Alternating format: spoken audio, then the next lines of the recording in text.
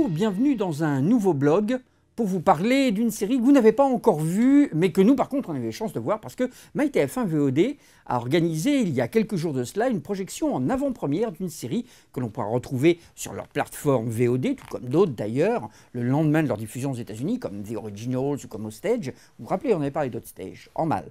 Là par contre on va en parler en bien. La nouvelle série s'appelle Almost Human. Elle est très attendue parce que c'est une nouvelle production de J.J. Abrams pour la télévision. Il en fait des kilos, des tonnes, c'est jamais toujours très bien. Enfin bon, celle-là, si on en juge par le pilote, est plutôt réussie. Almost Human a été créé par un des deux showrunners de Fringe, donc c'est quand même une référence. Je vérifie le nom parce que je me mélange toujours avec les deux. J.H. Wyman, c'est avec Cal Urban et c'est avec Michael Ealy. Michael Ealy, dont on se souvient puisqu'il jouait dans Sleeper Cell. Ouais, si vous ne connaissez pas Sleeper Cell, il y a un bon moyen, simplement il faut se précipiter à acheter les DVD parce que c'est la version hard et réaliste de 24 heures chrono. Bref, on n'est pas là pour parler de Sleeper Cell, mais pour parler de cette nouvelle série. Alors, le pitch au départ, ça ne donne pas envie. Hein, c'est dans un monde futur, il y a deux flics, l'un est un humain, l'autre est un robot. Et évidemment, ils vont chercher à s'assimiler l'un l'autre, à se comprendre l'un l'autre. Alors, quand je vous dis ça, c'est en effet pas top, ça fait penser un peu à Alien Nation, ça fait surtout penser à cette sitcom ratée des années 70-80 qu'on appelait Holmes et Yo-Yo. Je ne sais pas si vous vous souvenez de ce truc qui était quand même assez incroyable, dans lequel l'androïde qui servait de partenaire aux flics, on pouvait lui ouvrir le corps au centre et puis il y avait les trucs à l'intérieur. Enfin bon, sitcom des années 70, quoi. On va dire ça comme ça. Et bien pas du tout. On est vraiment dans une ambiance, Blade Runner. On est beaucoup plus dans un futur un peu proche de Robocop parce que le crime, il marche en maître. Le taux de criminalité a augmenté de 300-400%. Les flics sont obligatoirement aidés par des androïdes qui appliquent la loi vraiment au mot près.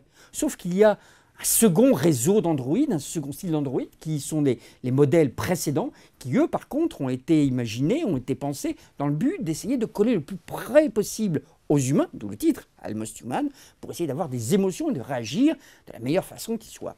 Alors, qu'est-ce que la série va donner ? Peut-être que ce sera un buddy show, un cop show un petit peu, avec lequel le partenaire est un peu bizarre et doit s'habituer à ce que fait l'autre. Peut-être que ce sera une série comme Fringe, parce que le pilote est absolument bourré de nouveautés, de séquences, de technologies, d'éléments. Et on voit bien que là, le producteur essaie de nous en mettre plein la vue pour vraiment nous montrer un peu tout ce qui pourrait se dérouler, toute la nouvelle technologie et une nouvelle chose qui pourrait se passer dans les épisodes à venir. Et peut-être que ce sera une série à suivre, parce qu'il y a un fil rouge quand même très important. Le flic, interprété par Cal Urban, a vu l'intégralité de son équipe décimée. Lui-même est sombré dans le coma, il a perdu sa jambe, et il veut absolument savoir qui a dénoncé, qui les a envoyés au casse-pipe.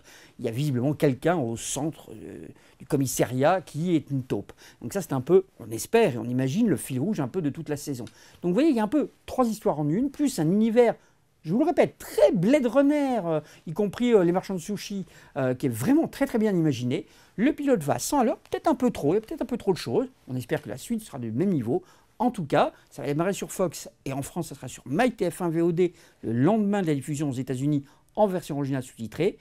Pour l'instant, a priori, c'est un big up, comme disent les Américains, pour ce pilote, pour ce premier épisode de série. Ça donne envie de voir la suite, parce que c'est vraiment très bien foutu et très imaginatif, même si ce n'est pas original. Mais de toute façon, ce n'est pas le concept qui compte, c'est vraiment la manière de le mettre en scène. Rendez-vous au prochain blog.